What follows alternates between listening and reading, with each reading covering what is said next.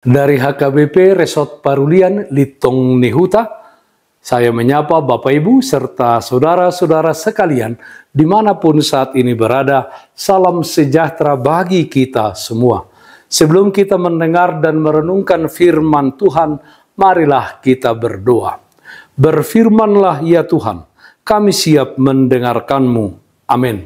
Firman Tuhan yang menjadi sumber kekuatan dan sukacita bagi kita dalam melaksanakan aktivitas kita satu hari ini, Rabu 9 November 2022, tertulis dalam 2 Petrus pasal 1 ayat 5, demikian firman Tuhan. Justru karena itu kamu harus dengan sungguh-sungguh berusaha untuk menambahkan kepada imanmu kebajikan dan kepada kebajikan pengetahuan. Iman, kebajikan, dan pengetahuan. Saudaraku yang terkasih dalam Kristus Yesus, apa itu iman?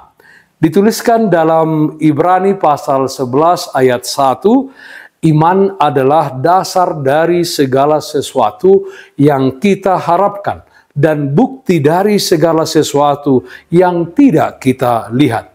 Iman adalah rasa percaya kepada Tuhan dan penyerahan diri kepada Tuhan. Iman tidaklah cukup. Dengan sungguh-sungguh dan dengan usaha yang besar kepada iman, harus ditambahkan kebajikan atau hidup yang baik, hidup yang berkenan di hadapan Tuhan. Itu artinya jika seseorang adalah orang yang beriman, di dalam dirinya harus terpancar kebaikan atau melakukan yang baik dan benar kepada semua orang. Beriman tidak cukup hanya dengan melakukan kebaikan, tetapi kepada iman juga harus ditambahkan pengetahuan, yaitu hidup takut akan Tuhan. Dalam Amsal pasal 1 ayat 7 dikatakan, takut akan Tuhan adalah permulaan pengetahuan, tetapi orang bodoh menghina hikmat dan didikan. Saudaraku yang terkasih dalam Kristus Yesus, Nats hari ini mengingatkan kita untuk berusaha dengan sungguh-sungguh di dalam menjalani hidup ini yang kita yakini adalah sebagai waktu untuk pertumbuhan iman kita menjadi iman yang memiliki kebajikan dan kebaikan, iman yang memiliki pengetahuan. Berusaha dengan sungguh-sungguh itu artinya bahwa pertumbuhan iman tersebut sebenarnya tidaklah gampang dan mudah. Ada saja tantangan dan hambatan yang kita temui. Walau demikian, pertumbuhan iman itu terjadi di tengah-tengah dunia ini dengan segala pergumulan persoalan hidup yang kita hadapi. Pertumbuhan itu tidak terjadi hanya satu kali saja. Tetapi saudara-saudaraku, pertumbuhan tersebut berlangsung selama kita hidup di tengah-tengah dunia ini. Sampai kepada kedatangan Tuhan Yesus Kristus yang kedua kalinya. Saudaraku yang terkasih dalam Kristus Yesus, apakah dalam pertumbuhan iman kita sudah berusaha dengan sungguh-sungguh? Apakah di dalam iman kita sudah terdapat kebajikan dan pengetahuan? Kalau kita sudah memiliki pertumbuhan iman yang baik, tetaplah kita setia di dalam menghadapi tantangan dan hambatan yang terjadi. Jika belum, inilah waktunya bagi kita untuk semakin belajar dengan sungguh-sungguh hingga mencapai iman yang memiliki kebajikan dan kebaikan di dalam kehidupan ini. Pelajaran tersebut kita dapatkan dari apa yang terjadi di sekitar kita, di dalam suka dan duka kehidupan ini. Di saat kita beruntung ataupun kita sedang gagal, di saat kita diterima ataupun ditolak di dalam sebuah persekutuan, dan lain-lain ragam kehidupan yang kita lewati di dunia ini.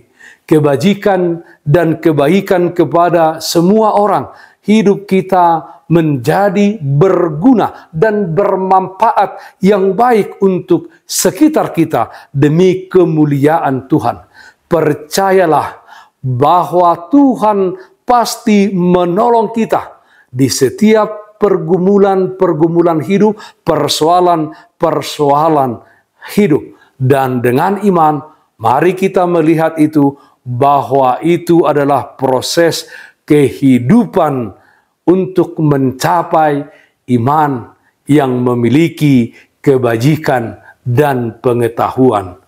Amin. Mari kita nyanyikan Bukuende 252 ayat 2 dan 3. O Yesus sai dongani, dang hadalana kami salakana ture, dong hope dongan nami tiur masa sude, sai homa dongan nami dungi ma porusma sude namu sunami tuduk di bahen ho.